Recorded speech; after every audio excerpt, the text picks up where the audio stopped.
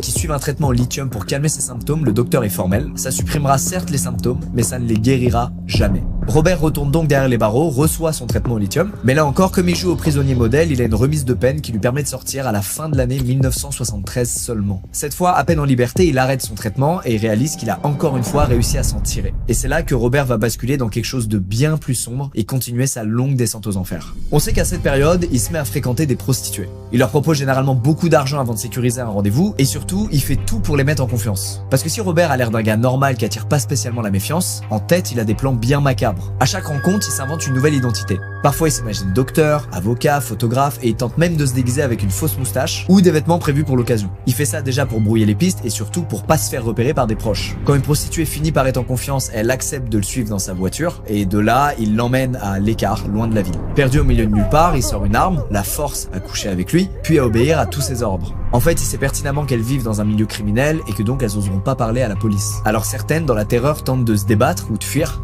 mais Robert refuse qu'on lui désobéisse. Et malheureusement, c'est exactement ce qui va se passer avec Annie. Comme toutes les autres avant elle, il lui propose un rendez-vous avant de l'emmener en pleine nature. Là-bas, Robert sort une arme et lui demande de rester tranquille. Sauf qu'elle pousse un cri avant de prendre immédiatement la fuite. Robert réussit à la rattraper, l'attrape par les cheveux et la plaque au sol.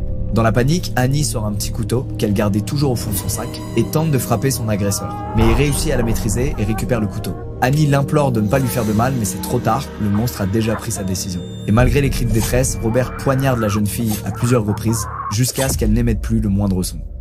Presque instinctivement, Robert récupère sur elle son collier, ainsi que les quelques centaines de dollars qu'il lui avait donnés quelques heures plus tôt. Il fait exactement comme il l'aurait fait en chassant un animal, il récupère un trophée. Puis il finit par enterrer le corps d'Annie avant de retourner en ville comme si rien ne s'était passé. Robert commet l'impardonnable, et suite à ce premier féminicide, il va plonger encore plus dans l'horreur. Être un simple meurtrier, ça lui suffit pas.